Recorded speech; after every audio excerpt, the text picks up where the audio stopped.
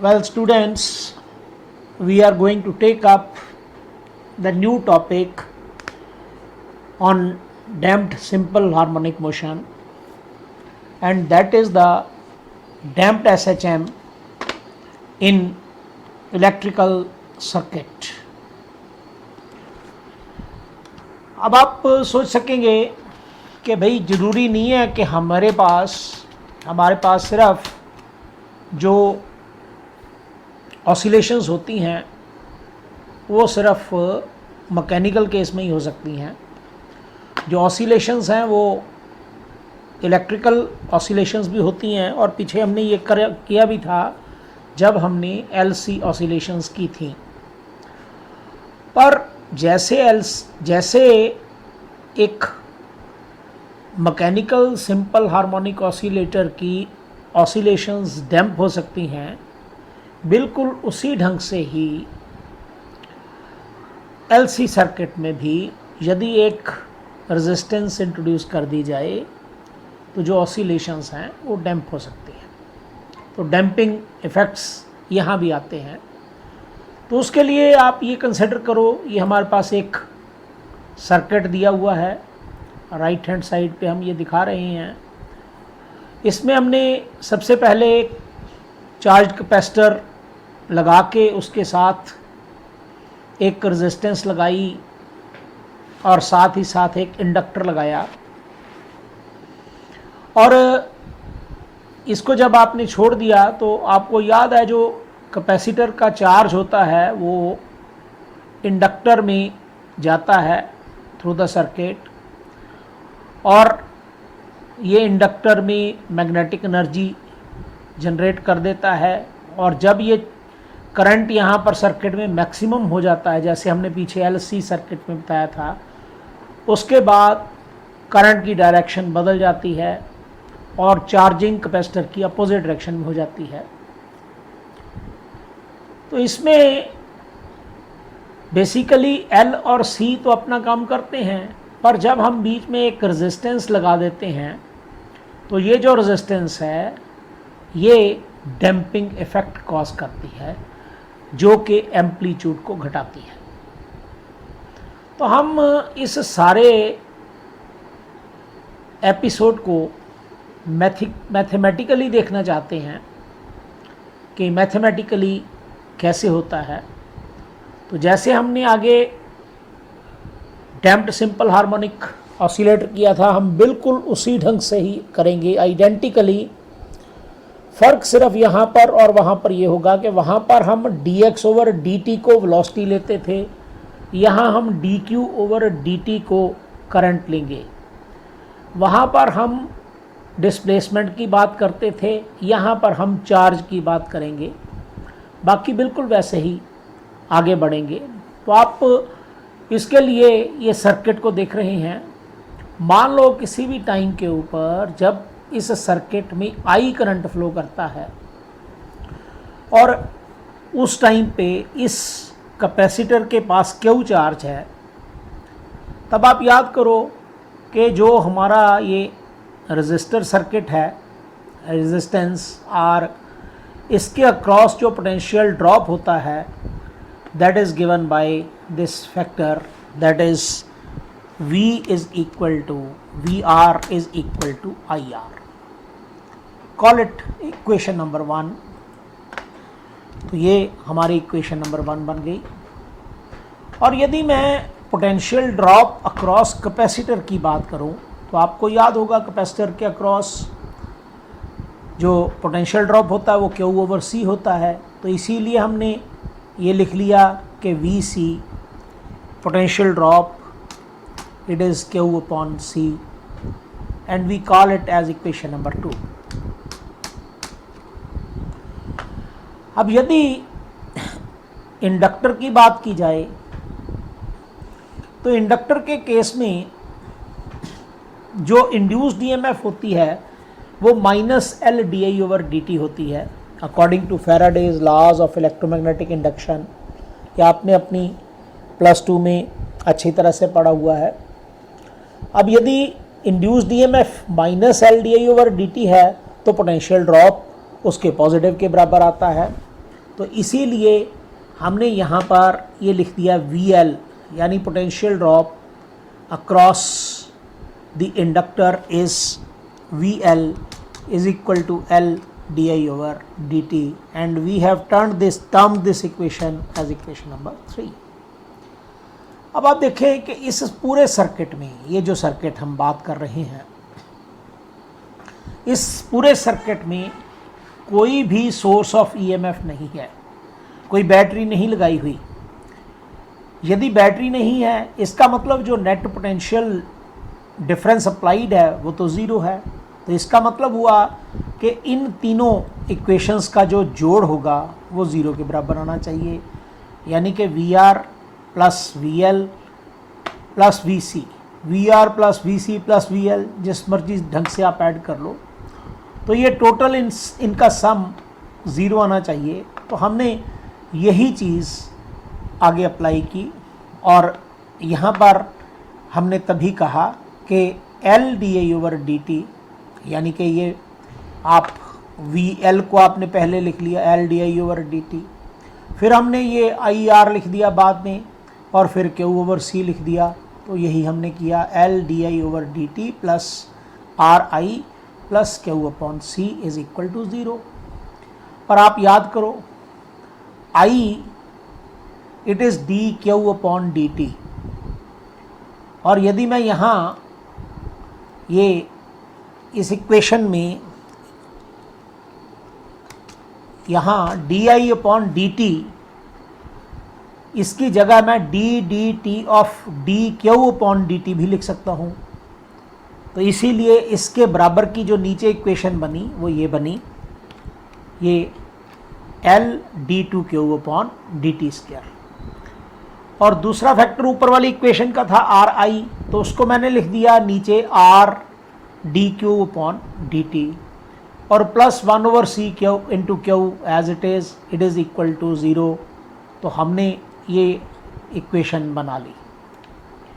अब मैं क्या करता हूँ, इस इक्वेशन को दोनों ओर L से डिवाइड कर देता हूँ और डिवाइड करने पर मेरे पास आया d2Q upon dt square plus R over L dQ upon dt plus 1 over LC into Q is equal to 0। अब d2Q अपॉन dt स्क्वायर को हम Q डबल डॉट लिख देते होते हैं, तो इसीलिए हमने आगे इक्वेशंस में ऐसे लिख दिया Q double dot plus R over L into Q dot plus 1 over LC into Q is equal to 0। Call it as equation number 4. अब this is the equation of damped simple harmonic motion for an LRC circuit.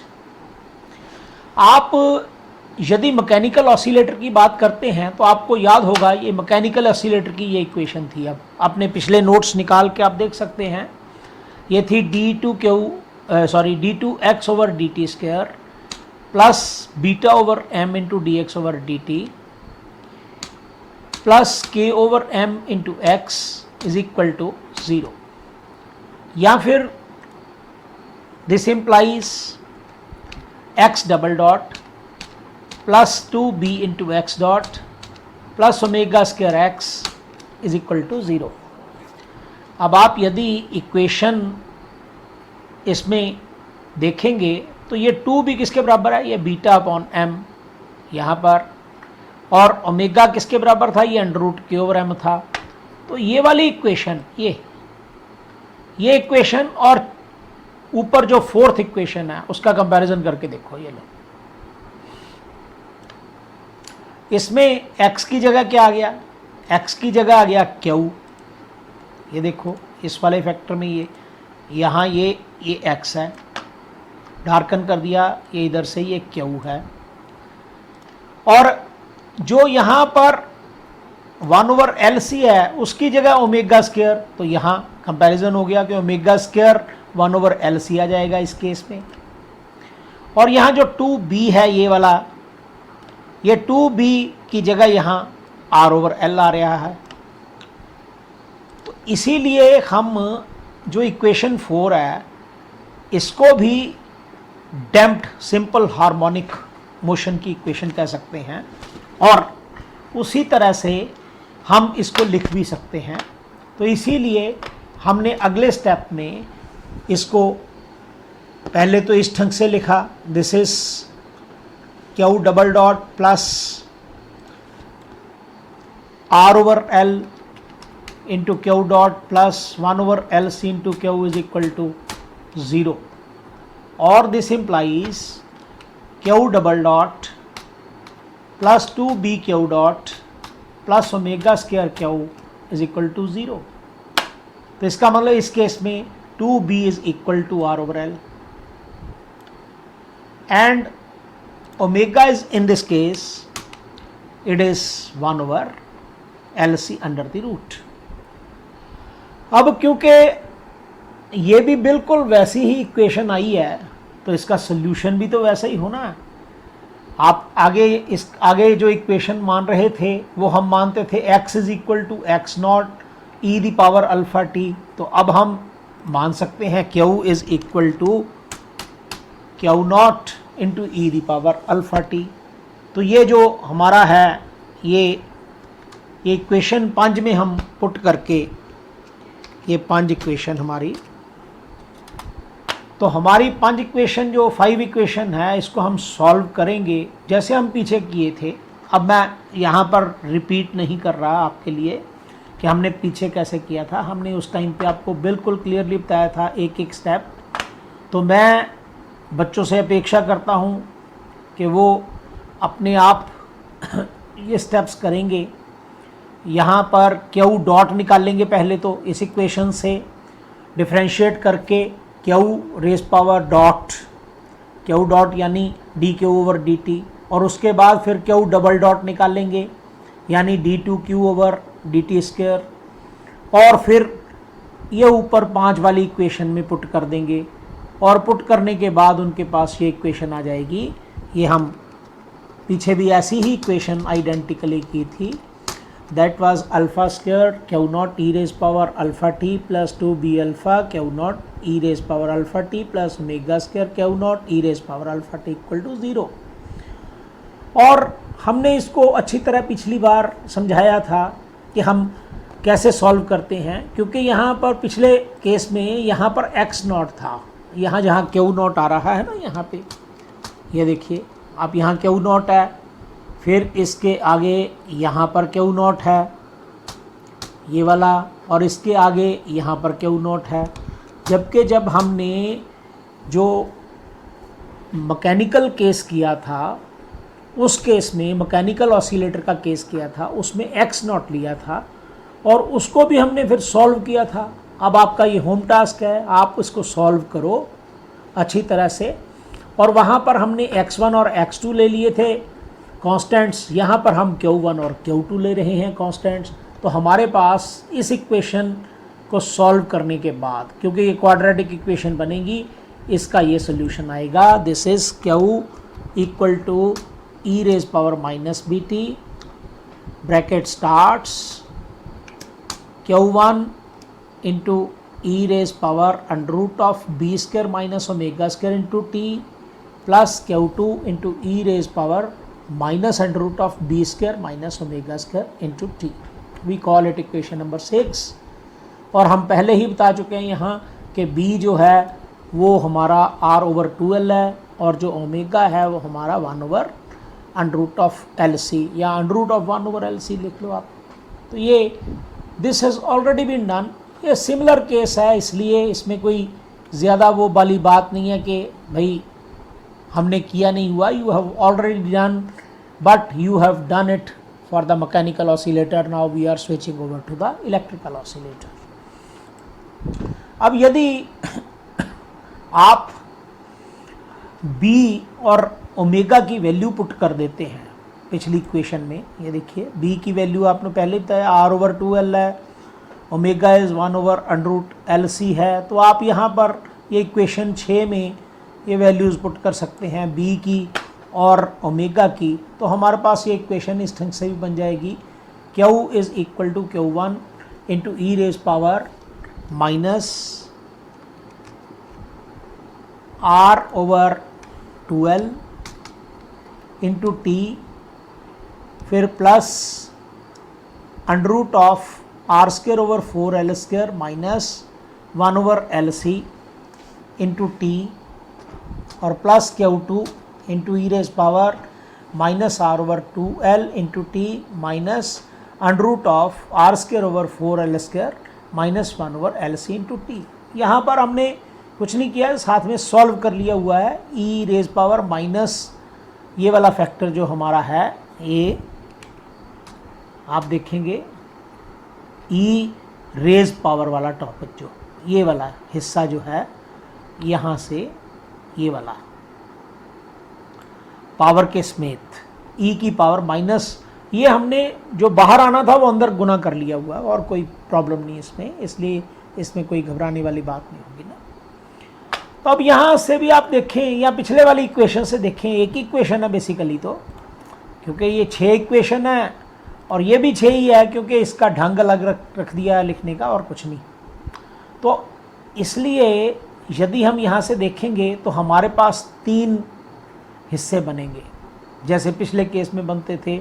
आपको पहले ही बताया था कि हमारे पास B square minus omega square के ऊपर सारी चीज़ डिपेंड करती है। ये देखिए पीछे द्वारा इक्वेशन 6 पे आ गए, ये b square minus omega square के ऊपर सारा कुछ डिपेंड करता है, क्योंकि ये अंडर रूट वाली क्वांटिटी है, स्क्वायर रूट। स्क्वायर रूट में यदि ये क्वांटिटी पॉजिटिव होती है तो स्क्वायर रूट पॉजिटिव आएगा, यदि ज़ीरो आती है तो उत्तर ज़ीरो आ जाएगा, और यदि ये क्वांटिटी नेगेटिव आती है तो ये स्क्वायर रूट लेने पर इमेजिनरी क्वांटिटी आ जाएगी। तो इसीलिए हमारे पास 3 केसेस इस इक्वेशन से जनरेट होते हैं। तो पहला केस है if b is greater than omega, तो उस केस में that is R over 2l is greater than 1 over L C under the root. ऐसे केस को हम बोलते हैं ओवर डैम्प्ड केस या ओवर डैम्पिंग वाला केस।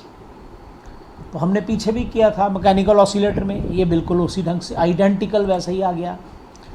फिर दूसरा केस है if b is less than omega, या फिर R over 2l is less than under root of 1 over L C, then this case is that of under damping. ये under damping का case बनेगा।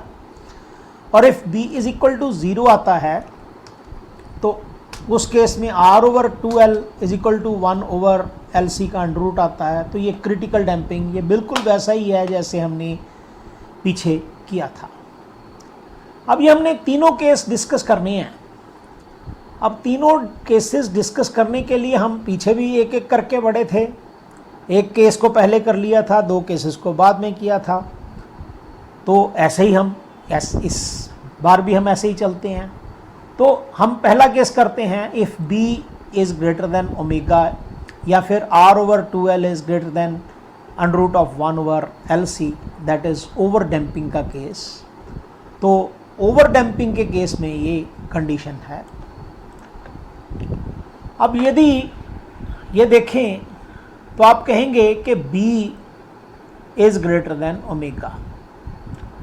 यहाँ से हम ऐसे लिख सकते हैं, और r over 2l, r over 2l is greater than under root of 1 over L C. तो हमारी ये जो क्वांटिटी है b square minus omega square, it is a positive quantity, और हम इसको जैसे हम पीछे करते थे गामा पुट कर सकते हैं। सो उस केस में ये जो हमारा इक्वेशन है, हमारी जो हमने 6 इक्वेशन की पीछे, ये इक्वेशन नंबर 6, ये इस रूप में आ जाती है।